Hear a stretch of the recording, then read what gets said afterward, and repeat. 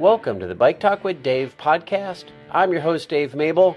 Thanks for tuning in. Today we're talking with Kelsi and Cole Ledbetter, the two founders of the Iowa Gravel Project and the Redfield Rock and Roll Gravel Race. Also, this winter it was announced that these two are taking over two long-standing gravel races, the Iowa Gravel Classic and the Spotted Horse Ultra. I was curious what led to this development and what personal touches they had planned for these events. But I also wondered what led them to the Iowa Gravel Project and how it all got started. And that's where we begin with Kelsi and Cole Ledbetter.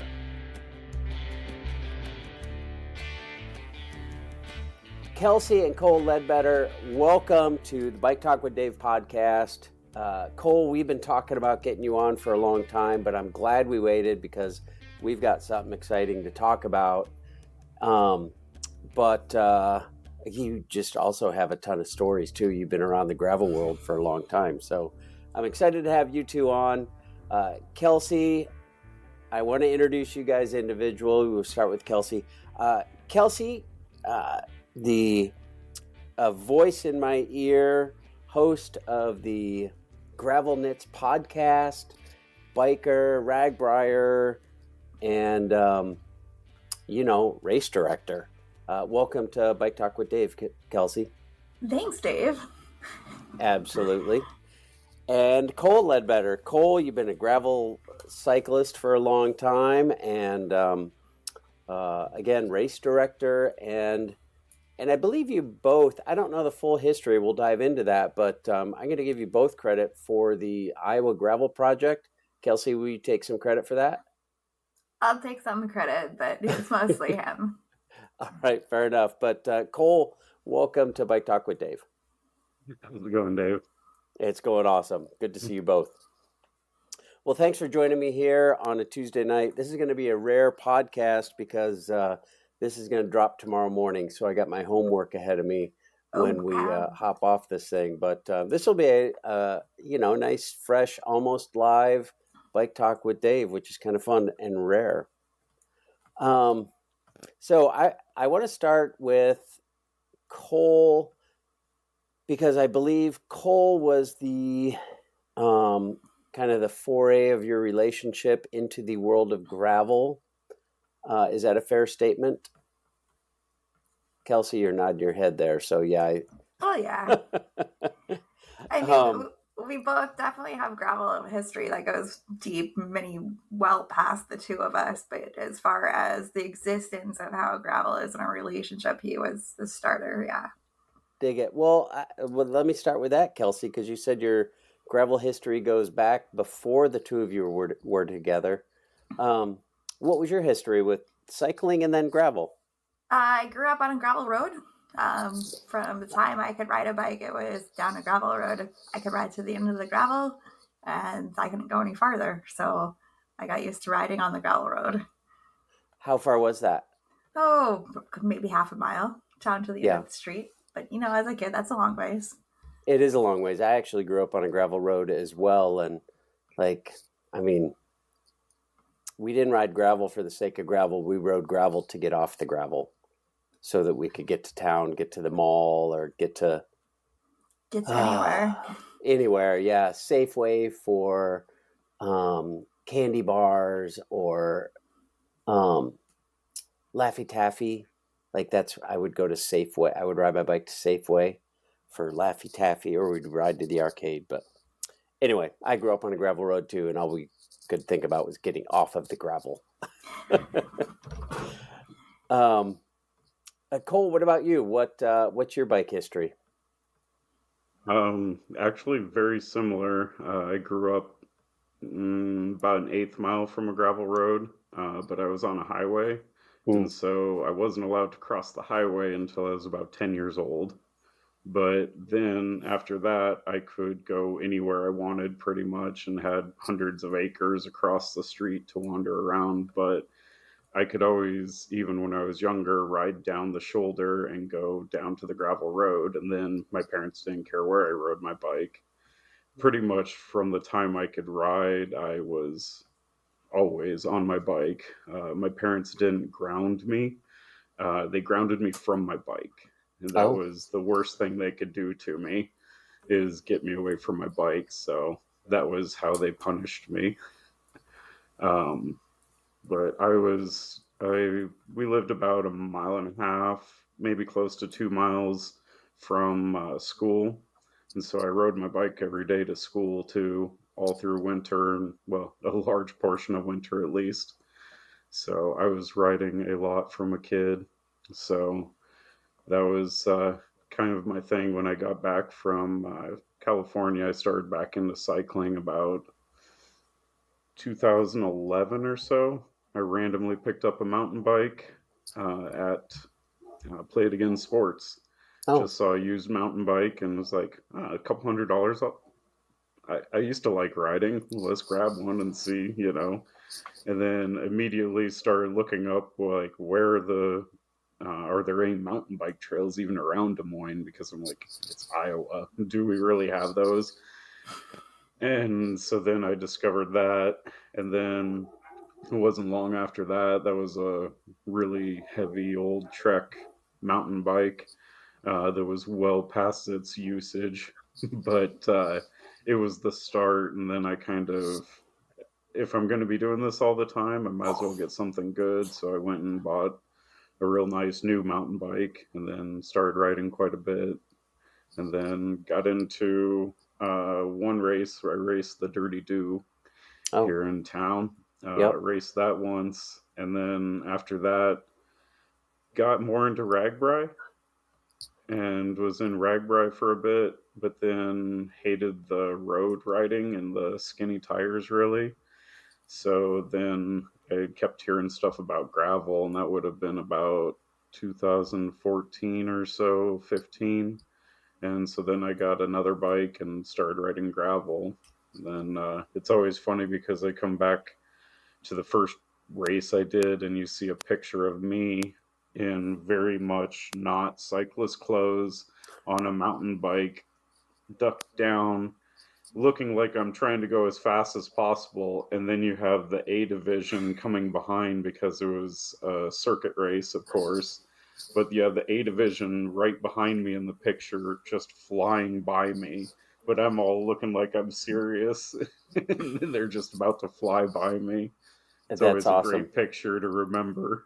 Yep, yep. That's funny. When you say that, I think, and this is a total sidebar, but that's what I'm known for. So I'll sidebar. I have a picture of my youngest kid at a high school track meet. He was running, it might have been the 2 mile. I'm sure it was a 2 mile. And he was about to get lapped. And I've got a picture of him coming up towards the finish line with like two of the fastest guys in the state coming up behind him. But he's definitely leading coming across the finish line. I love it. And I actually have a picture of myself leading the single speed national championships when they were in Tacoma, Washington. I might have been getting lapped. I'll never say. But Jake Wells is behind me. That's all I'm saying right there. So I appreciate that. Where'd you guys grow up? Back to your gravel road upbringing. What part of the world were you in when you grew up on gravel roads? Let's see. I was just between Ames and Gilbert. Oh, okay. Iowa. So locally here. Yep. How about you, Cole? Redfield.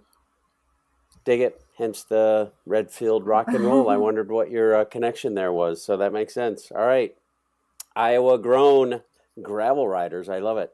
So, Cole, you can't make too much fun of Ragbri because you guys have a bit of a history on Ragbri. I Kelsi, love what happened on Ragbri, and what was the town? It started with A. Alden. Alden, thank you. What happened in Best Alden town on by- Ragbri? Best town by a dam. Well, we got married on Ragbri. That's awesome. Tell me about that. Well, there is a wonderful bike ride, whether you want it to be a race or a ride, called the Sterile Iowan. Mhm. That is held every year out of Alden there in town. Just outside of town is wonderful gravel roads. And we decided that was a beautiful place to get married. And it just so happened that RAGBRAI was going to be going through town there. It was going to be the end of the first ever gravel day of RAGBRAI. And why not a better place to get married? Wow, that's like everything coming together, isn't it? Exactly.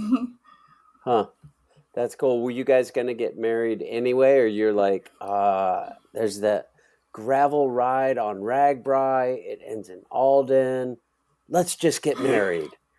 It kind of all just fell together, really. Yes. Yeah, it just kind of all fell together. We were riding in the car one day, and I don't know who exactly brought it up, but we kind of looked at each other, and I know I said, I was like, this is dumb. Like, where are we procrastinating? Like, we're eventually going to get married. We might as well just get married. And then all of a sudden, RAGBRAI came up, and then it just happened to be the first ever alternate gravel route. And so it's like, well, that's a automatic. And then we had actually become pretty good friends with Dieter Drake, the ride director for RAGBRAI at that time. And so Dieter was definitely instrumental in just making things happen too. When I messaged him and told him that, because I was already going to be making appearances across the gravel day, and we had all the volunteers and Iowa Gravel Project shirts and stuff. But then all of a sudden, I'm like, I'm going to get married that day as well. And Dieter just rolled with it. It's like, okay, well, where do you want to get married? He's like, do you want to do it out on the gravel, or do you want to do it in town, or what do you want to do? And I sent him a picture of the little cute, I don't even know what It's you a little call it gazebo exactly. thing. Like Yeah, a a little little. like gazebo, but just a really cute little white gazebo right next to the river. And I was like, here? And he's like, okay, give me 10 minutes. I'm actually on the phone with the mayor of the town already. So give me 10 minutes. And then a few minutes later, he messaged me back. He's like, okay, they'll have everything prepped for you. You'll be good to go. It's like, okay. He's like, anything else, just let me know. He's like, we will do our best to make it happen. And pretty much my one other request was, well, after I get married, honestly, I'd like to have a beer with my friends. So if we can make that happen, and he's like, don't worry, I gotcha. And so then the Iowa Craft Beer tent was 75 feet away from where we stood to get married.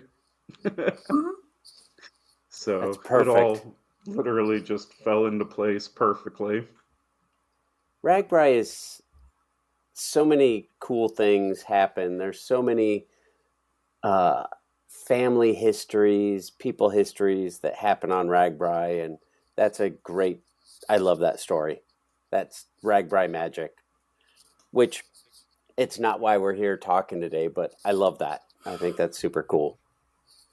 We are talking about bike races, and I feel like it goes all the way back to the Iowa Gravel Project. What is the Iowa Gravel Project? And I mean, how in the heck is it? I don't know if it's big or not, but it appears big. Everywhere you go, you see Iowa Gravel Project shirts, jerseys, hats, signs, whatever. Tell me the story of the Iowa Gravel Project. So the Iowa Gravel Project, I actually started it in late 2017. Would have been going into winter, and I was kind of in honestly not the greatest mental space at the time, and was literally sitting alone in my house, just staring at the wall with nothing going on. And I was just like, I have to do something. Like, this is stupid. I can't keep doing this. Like, I have to get myself out of this funk. I need a project. I need something. And I also at the same time, I wanted to get more involved with gravel because I was already involved with it, but I wanted to be more involved with it. And so, also on top of that, I had noticed that at the time it felt like there was a bit of a disconnect in the state because a lot of people from one side of the state didn't know people from the other side of the state. And we're all a small little community. Like, we're one big small community. So there's no reason why those people shouldn't know each other, you know? And so I wanted somewhere that would be a space that wouldn't be like some of the other uh, bicycle groups, that you could ask a simple question and not get jumped on because why would you ask that? You should know that. Well, I don't know that because that's why I'm asking this, you know? Yeah. And Yep. we also had just a wealth of knowledge in this community. Like, just, it's amazing what we have in this community. One person I will call out specifically is Greg Grandgeorge. That man has a wealth of knowledge. And as much as he does get paid because he's a coach to impart that in people, he's also more than happy to, here's an article I wrote, here's a blog I wrote, check this out. And it is amazing the amount of knowledge out of that one person. So if we can connect the whole community together, that's just going to be better for everybody, because you can give somebody a tip in their first 6 months of doing this. You can give them the smallest tip that you don't even really think much of, but it can make the world a difference for them. And so, like, each one of those small little things that people learn that, again, seem insignificant to people that know them and have known them, it just brings everybody up at that point. And so, Iowa gravel, and it was me project for the winter. So kind of grew from there and then just exploded. What do you guys do? What is it? Basically just promoting gravel around Iowa, and gravel, like Iowa gravel, to other people outside of the state. It's kind of weird. I had this conversation a couple of times that we're actually unfortunate here because we have so much great gravel, so many great races, that we don't end up having one standout race that blows up like some of the bigger races. At the same time, it's kind of hard not to say that we want to keep it for ourselves because it is this gem. But at the same time, you want people to know how good our stuff is here, you know, and we have so many races that are just awesome across the state. Again, we almost have too many because every weekend you have a choice, basically. Yep, that's an accurate statement. I've often said the same thing, that literally there are listeners around the world that listen to Bike Talk with Dave. I don't know if it's like a bot in Germany that's listening or an actual human or not. And if you're in Germany, hello. I don't even know. I know how to say goodbye. How do you say hello in German? Hola? No, that's Spanish. No, it's Spanish. I don't know. Auf Wiedersehen. I'm part German too. Oh man, bad me. Anyway, hello. Oh my gosh. Anyway, sorry everybody, but I know I'm biased, but I really feel like the gravel revolution started here, and it started with Trans Iowa, and there really, as you just kind of pointed out, there isn't a marquee event. There's a marquee event in Kansas. There's a marquee event in Nebraska. There's a marquee event, I don't know, where's it? Oklahoma, Texas. Why not Iowa? But you're right. We have a million smaller grassroots community events where couple hundred people will get together, have a great day, riding gravel, having a beer afterwards, having a pork sandwich afterwards, having pizza afterwards, and then go home or go listen to music or something. So, yeah, kind of two sides of that coin, isn't it? Mm-hmm. But I love that you're promoting Iowa gravel because, again, we've got freaking a million miles of gravel, and it's great gravel and great little communities. And every freaking 10 or 15 miles, there's a little town with a convenience store in it. Yeah, I mean, we're honestly just absolutely blessed with gravel here because the majority of the state is set up on almost mile by mile or mile by 2 mile squares and rectangles. You can't barely get lost, and on top of that, Yep. like you see a lot of other states that I'll go to, and their gravel roads, they're so narrow. Like ours are Mm-hmm. meant to get equipment down, like big equipment. True. So we have big, wide gravel roads and just very well maintained for the same equipment. So we're fortunate to kind of enjoy that portion of it too, and in all Yeah. reality, that's kind of the fun thing in the fall time is to see like the harvest and stuff, and watch that. It's always kind of fun. Yep. No doubt. What were you going to say, Kelsi? I was gonna say, and we get our fair mix of our smaller, market roads too, that are B roads and low maintenance, and give us those, venture aspects. We do have B roads, don't we? Um, I did Trans Iowa version 2, and I made it 63 of the 300 and some miles. And of those 63 miles, maybe it was 68 miles, 23 or 24 miles were B roads. And I walked 23 or 24 miles out of my 63 miles because they were on wet, muddy Oh. B roads. So when you say B roads, that's where my mind goes. So not a selling point unless it's dry, and then they're like freaking highways. Super fun. All right. 3 races. Redfield Rock and Roll is where it all began. And Kelsi, I have to say, I listened to Gravel Knits, and I heard you say putting on a race is so hard. Actually, I should probably talk about that later. But you were talking about putting on the Redfield Rock and Roll. It's kind of where it began for you guys. Where did Redfield Rock and Roll come from? What is it? And what makes it unique? Oh goodness. It is hard, but it's very fulfilling in so many ways. It's definitely worth it, the time and the effort and everything. But where do you want to start, Cole? 5th year, is it? We're looking at year number 5 coming up. Yep. We started in 2020. It was planned well before everything that happened in 2020.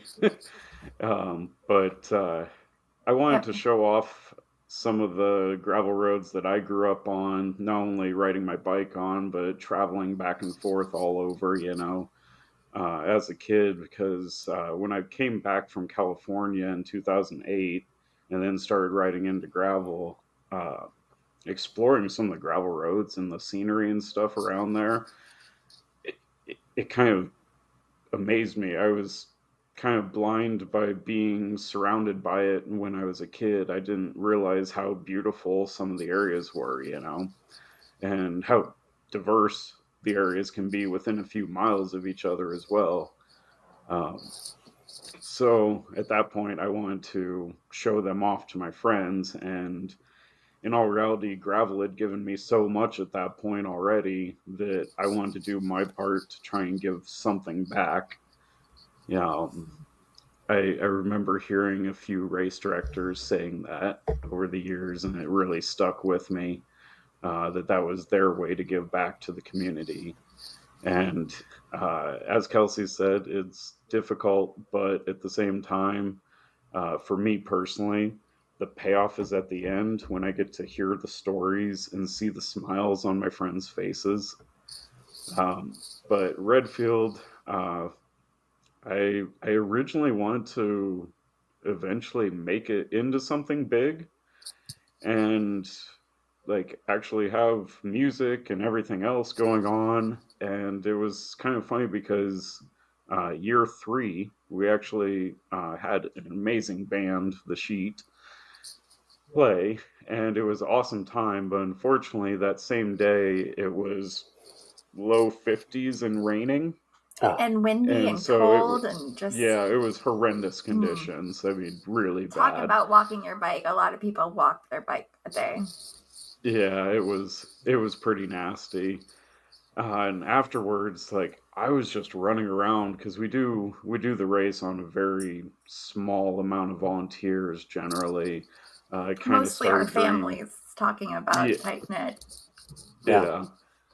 So it was crazy because I just ran all over the place just like crazy, trying to keep everything going because our finish line is actually outside of town, so people aren't racing in on the highways and stuff. So Smart. they finish about a mile outside of town and then have to ride back in. And uh, having the finish line party separate from the actual finish line was difficult because I didn't leave myself enough help. And I can Kelsi relate as to well that on for the sure. finish line. I And feel your so pain. I ended up just running around and I never got to enjoy anything. And the music, it was awesome, but it was also kind of loud. So everybody's kind of trying to yell over each other and stuff. We were so incredibly lucky that year because knowing that it was going to rain and it was going to be nasty, we were going to lose people, and we'd already paid for the band and everything. So we were going to lose people pretty badly if we were going to try and hold it anywhere but near where we were ending and everything, or the park and everything in town. And fortunately, Steve Roberts, the owner of the Dexfield Diner, Hmm. uh, he was he was out of town for a wedding on that day, and so the diner was shut down.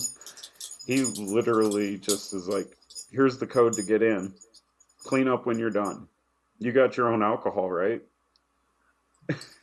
Wow. And that's the beauty of small towns, and I actually, he was a handful of years older than me in school, but I knew him Hmm. from years ago. So it was kind of cool. I do have to bring up at that point, uh, Steve and his family had a horrible tragedy and their diner burned down. Yeah, that Just was this just Not a week completely, ago. week but ago. yeah. Yeah. So they'll be in the process of rebuilding that and raising money and everything just to deal with that whole entire thing. It's just so sad because they've put their heart into that place. Like there was a lot of love in that. Yeah. But And that diner was kind of the lifeblood of that kind of small town square right there. it was bringing things back in that area. When he moved back and got that started up, he really poured everything into kind of reviving the town a bit, which he was immediately a big supporter of the Redfield Rock and Roll because he's like, wait, there's a bike race in town? Like, who's doing this bike race? And then so I got to meet him, and he immediately is like, well, whatever I can do to help. It's like, well, can we hold check in here? Yeah, yeah, you can have the whole back patio wherever you need. And so immediately was just jumped on board. Last year, he fed all our racers for just a fraction of a cost. He literally charged us cost for our pizzas that we fed Wow. everybody on. Um, so it's very sad to see, but at the same time, it's really been great to see the community all come around him, and everybody is trying to help him out. He'll be back. Yeah. We know he'll be back. Yeah. Oh That's yeah, that is one of the things about Iowa and the small town Iowa and the kind of the farm um, mentality that even if you live in Des Moines or Cedar Rapids, one of the bigger towns, you still have the kind of the farm mentality where if somebody needs help, you all come together and you help. we're all in this together. Yeah, And in all reality, that's what it is on gravel races too. When you get into a nasty day, Like that's before that day in 50s and raining, I stood up in front of the racers and I was like, you know what? I was like, just look around. I was like, you all are in this together. So help each other out. If you see somebody on the side of the road, make sure they have what they need because it's nasty out there. Yeah, But these are the stories that get told for years to come. Those nice, beautiful days, yeah, they're great. But at the same time, those aren't the stories that get told for years. So this is absolutely your correct. story. Yep, you're absolutely correct. So Redfield Rock and Roll, September, you've got 50K, 100K, 200K, and 350K. Do you still have that long one? Yep. That's That's long. doing all 3 loops. 350K, 180 plus It, 30, it's ended so up about 210 miles, it's 210. ended up about 225 the last 2 years. 220. 225. Plus Hoo-wee. 16,000 feet of climb or so. Because So our it's flat? 100, Yeah. oh, so flat. Our 100K is actually a full 65 miles in honor of one of Cole's good friends who passed away a couple years ago. So there's always Yeah, that. the 100K ends up being 65, and I call it the Reynolds 65 for my friend Ryan. Oh, He that's awesome. passed away from cancer, and so it's been cool because his family all shows up for the start of the race and everything. We had his cousin lead everybody out on motocross bike because Ryan's number from the time he was a little kid was 65, Oh, and so I made it 65, and I always tell people it's like you get to ride a couple extra miles for my buddy. I love that. That's a great story. It sucks. Yep. We don't want to lose a friend to cancer, but what a great way to honor him. I'm sure he smiles every September. He always got a kick out of my riding. We all do, Cole. Right, Kelsi? Oh, yes.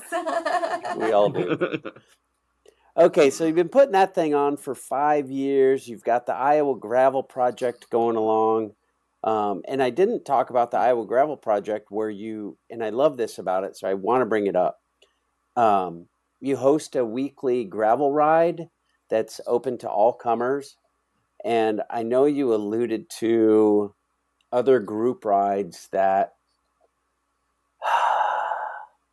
I can say this. Like, I grew up a roadie. I grew up, fully shaved legs. Like, the only thing I carry on my bike was a tube, one tire lever, and a pump until CO2 cartridges were invented. So now it's just a blowy and a tube. And yes, I do have a tube. We've talked about that before. And a tire lever.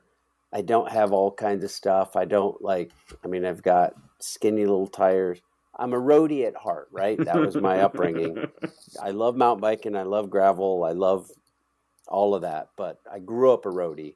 So I absolutely know the pretentiousness. I know the intimidation. I've raced for 35 years, and if I went down to, well, we're going to Austin, Texas in a few weeks. If I joined the Tuesday night group ride there, I would be super intimidated to roll into that group. And I feel like that is not a unique feeling in the world of road. And so, how are you going to get new people? How are you going to get newcomers to join this? What's intimidating for a 35-year veteran bike racer to join into? And I feel like what you guys are doing with the Iowa Gravel Project is exactly that. You're non-intimidating, you're open, you're welcoming, you're encouraging to all comers.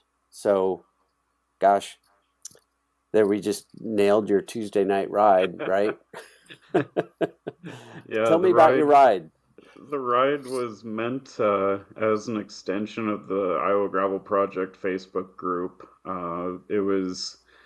It's one where in before we start each week, I tell people it's like, like we have a big group.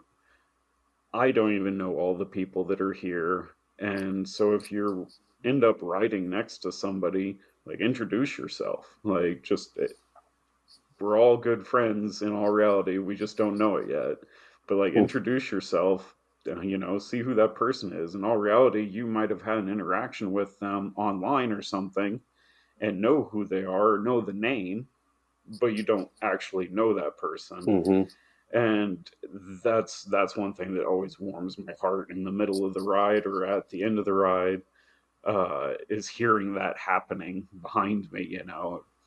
But I wanted it to be a more social ride, not a, as I say, a rip your legs off ride. uh, I try to tell people, basically you want to be at a conversation pace. If you can't have a conversation, you're either in the wrong group or we're going too fast.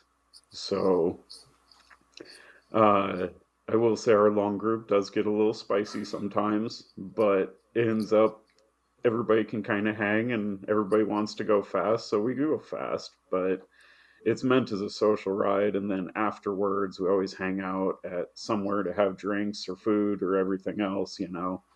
And that's been one of the cool things to see over the last 2 years of it, going into our third season now, is that social aspect has come out in the ride so much to the point where it's a regular occurrence for people that can't make the ride to make the hangout either before or after the ride.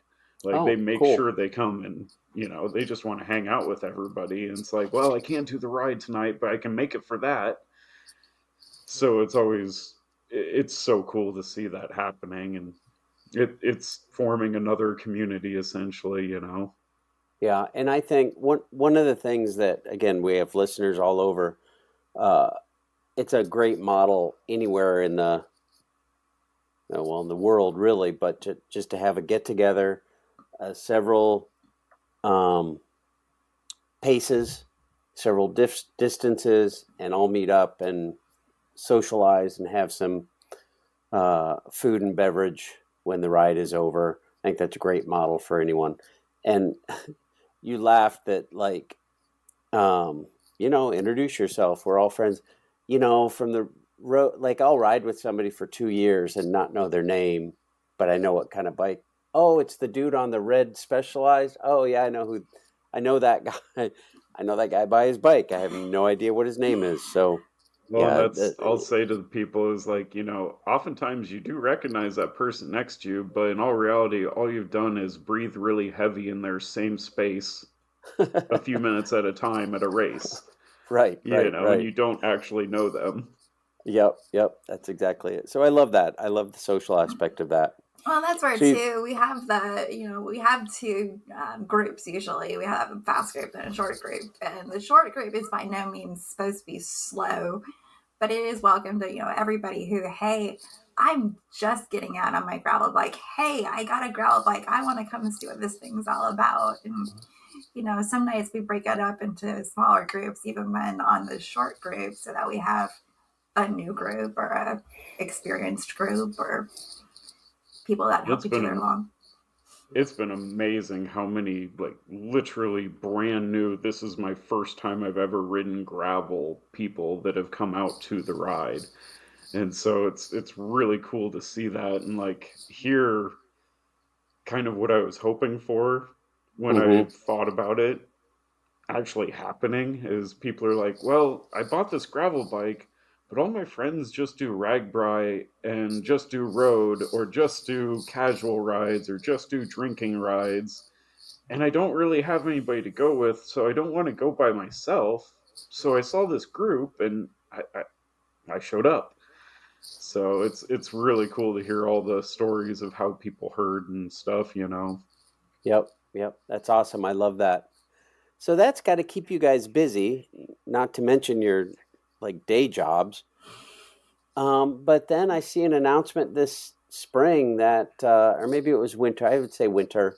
Um, that a couple of uh, uh, I don't know about long standing, but kind of long standing gravel races are changing hands, and you guys have taken over the Spotted Horse Ultra and the Iowa Gravel Classic.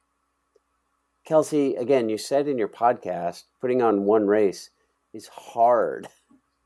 What led you to take on two more existing races? I feel like I can make this comparison to the conversation we were having about dogs earlier. If you have one, what is one more? If you know how to do one, you know how to take care of one. Adding one more into the collection isn't really going to be that hard. So what is two more? Fair enough. So it's not a multiplication factor. Really isn't. And in reality, we have both been around both Iowa Gravel Classic and Spotted Horse for many years at this point.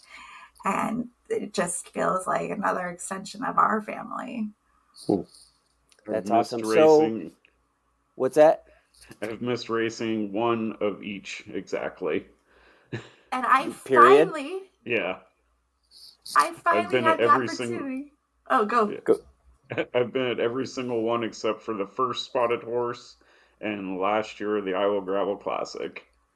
Wow. What about you, Kelsi? I finally raced Spotted Horse when Sarah added the 70-mile race, 75-mile. And I unfortunately didn't finish, but I finally raced it this year. But now I'm never going to do it again. That's a good way to get out of having to do it, actually. I said to Kent Carlson last week at Serum, like, you always look for a way out of Serum, but you're always glad you end up there. But you found a great way out of it. So that's the number one question you get as a race director. Are you going to race today? Why do you think I can race today? Right. Exactly. So tell me about each one. Let's start with the Iowa Gravel Classic, which is in July. So I'm going to go in order of that they are within the year. What is the Iowa Gravel Classic, and where is it, and why should somebody be excited to do it? So the Iowa Gravel Classic is in a really cool place in Iowa. It is at the White Rock Conservancy, just outside of Coon Rapids. That's about an hour west of Des Moines. So really great driving distance from the metro. It is a beautiful conservation area that has wonderful campsites, so many spaces. They've got disc golf, mountain biking, BMX course, all kinds of things. So that's a location. But so then we put on the Iowa Gravel. We're going to put on the Iowa Gravel Classic. That'll have, what was it? The 100K and a 200K? 100K and 100 mile. Yes, there we go. Where's it start and finish? Because White Rock Conservancy it's huge. It's 5,000 acres. Yeah. It's huge. So where do you guys start and finish? It's all based out of the Starfield campground. White Rock is awesome to us. They actually will be reserved just for racers on Friday night, the entire campground. So it's a great time. Honestly, Kelsi and I, we camp out there the entire weekend every year. We go out there on Friday, set up camp, and leave on Monday because it's always on the week of 4th of July. Oh, so we end up leaving on the Monday. So we end up spending the entire weekend there. I would race on Saturday, and then we'd go do mountain biking and everything else on Sunday and just enjoy ourselves out there. It's kind of a weird thing because it's far enough out away from city and population that even on 4th of July weekend, it's not packed at all. So it's really cool place to go for a race and then spend the entire weekend there. That's cool. And it's called the Starfield Campground.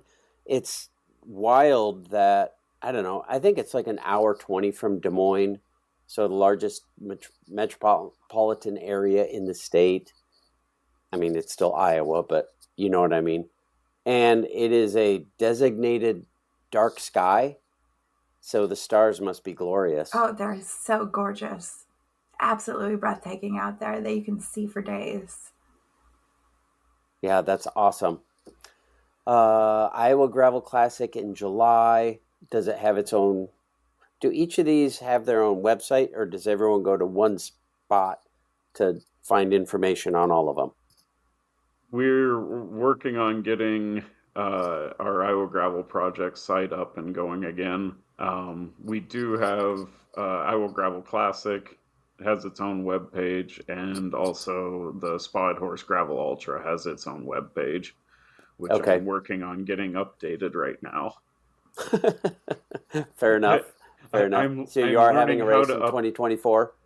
Yes. I'm learning how to update websites, so I am not a tech person, and I'm on my first computer I've ever bought at 40 years old right now. Oh, wow. Boy, there's a story there.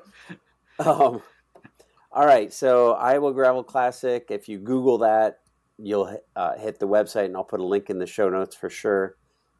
And then the Spotted Horse Ultra, which I think has a cool name, but in the name is the word ultra. What are the distances of the Spotted Horse Ultra? When is it, and where is it? That's a lot of questions I just shot at you guys. But if you need a reminder, I kind of remember what I asked. So the Spotted Horse Ultra, it originally started with a 200 miler. Well, then this was started by Sarah Cooper, and then they added on a couple others to end up being Relentless Events eventually. But it was started out in 2016. Yeah, because I did 17, right. So 16. And it was a 200 miler, but then people, I don't want to say complained, but that's the best word for it, is like complained that they wanted a distance that they could finish. They didn't feel like they could finish the 200. And so jokingly, Sarah Cooper says, well, I'll add a 150 then, a sprint. And so that was the sprint distance. This year, in recent years, there's been added some shorter distances and stuff to make it a little more accessible to people that want to get a little taste of Spotted Horse rather than the whole thing. So this year we will be having around a 35-mile ride for the shortest. That'll be just a fun ride, no timing or anything, but you'll get a taste of what everybody else does. Then the 75 will be your next distance, and then the 150 and the 200. The 150 and 200, I wanted to keep some of the original idea that Sarah had, to where essentially your first 80 to 100 miles is mirrored between the two routes, and then at that point you can choose if you registered for the 150 and you feel you got it in your legs, go for it. Go for the 200. It's not a big deal. It's, just go for it, because it's encouraging people to get outside of their comfort zone, to go further. And hey, if you feel you got it, go for it. So that's kind of a unique thing to this event. I haven't really come across too many events that are like that.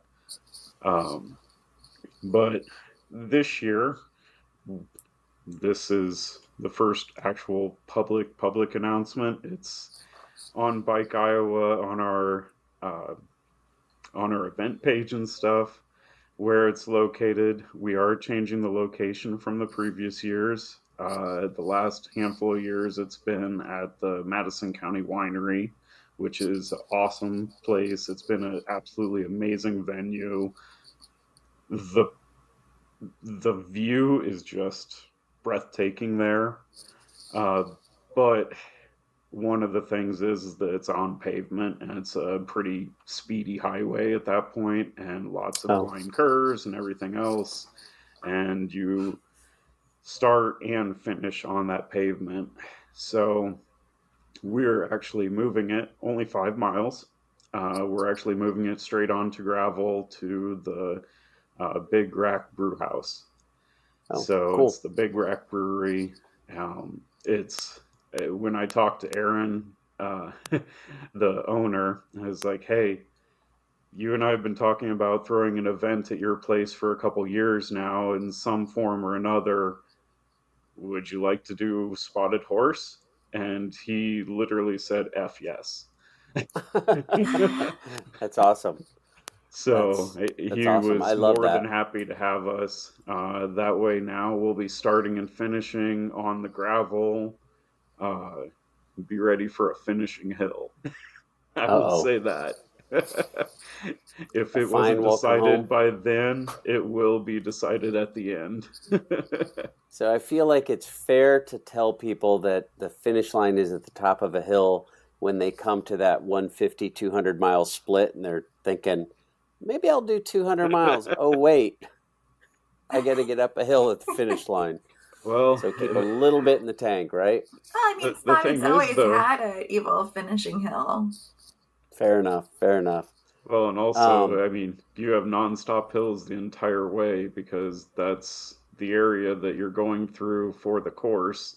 Is you just have nonstop Iowa rollers, and Iowa rollers aren't like other states' rollers. Like you have, I feel like Gravel Worlds out in Nebraska, they have true rollers. Like you are, as they say, sailing the seas of gravel because it is these nice 5 to 6% grades. You'll have a couple, they'll get to 7 to 8. But the area that we go through, you have Iowa rollers, and those are 8 to 12 to 15. So percent you grade. percent grade. So you'll know what I mean when I say that when you hit them. So we've all heard the term gravel grinder. You will definitely be grinding up the gravel on some of those steep ones. But that's the thing. It's supposed to be a hard event. It's that's what it is, and it doesn't matter if you come out and do our fun ride to our longest route. It's going to be difficult, but that's what it's meant to be. Yep. You guys got to be exhausted at the end of a weekend of that. Yes. Fair enough. Fair enough. At least I did ask a yes/no question, we so have camping at all of them. So at least at the end of the finish line, we just have to roll into our tent at the end of the night. So, camping at the end of both, well, Iowa Gravel Classic at the Starfield campground and Spotted Horse is Spud letting people Horse camp will. there. We have around 90 acres that we're going to be on, so we Oh, have wow. all kinds of room. Aaron, the owner, he's already, I believe he says he has 5 RV sites with electric hookup and everything Nice. already, and plenty of tent camping wherever you want to go. So it'll be nice because then we'll also like they'll be open the whole time through the finish lines and everything. So when you get done, there'll end up being some food there. There'll be some beer if you want, there will be a chair for you somewhere. Sounds like it might be a spot for music. probably so. Just saying. Just saying. There Very already likely. is music planned. Aaron's already looking at bands. All right. Awesome. Awesome. I didn't want to assume that, but I'm glad to hear that. Sounds like an awesome venue, and it's at a brewery, and like I love beer. Do you get your own beer at this? Do you get your own, like, is there a Spotted Horse ale in the works? I haven't talked to him about it yet, but I don't think it would be twisting his arm much. I think you need to talk to him about that for sure. All right, and what's the date of that?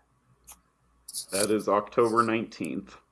October 19th. So we've got the Iowa Gravel Classic in July 4th weekend, Saturday before July 4th. Is that a safe assumption? Yep. Yep. Or no, it's after. It's It's the 6th this year. 6th. Yeah, July 6th? 6th. Okay, July 6th. Then Redfield Rock and Roll in September. What's the date of that? I think it's I have too many dates now. I think it's September 6th. When you just had one race, Kelsi, September 7th. You could September 7th? Yeah. When you just had one race, Kelsi, you could like remember the first weekend date. in September. And now you have all these children and you can't remember their names. Well, that's why it's left to us with no children. So these are our children. Fair enough. These are your children for sure, or your dogs, as we talked about earlier.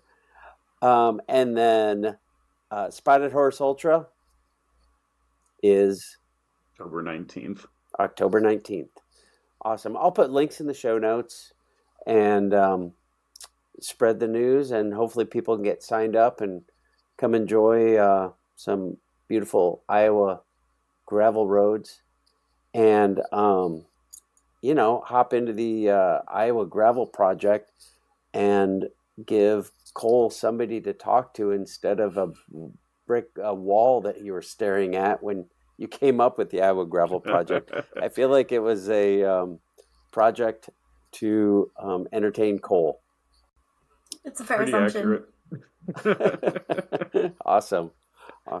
Well, you guys, thanks tons for being on. Again, Iowa Gravel Project, Redfield Rock and Roll, the Iowa Gravel Classic. And I think it's awesome that you guys are continuing these great Iowa races.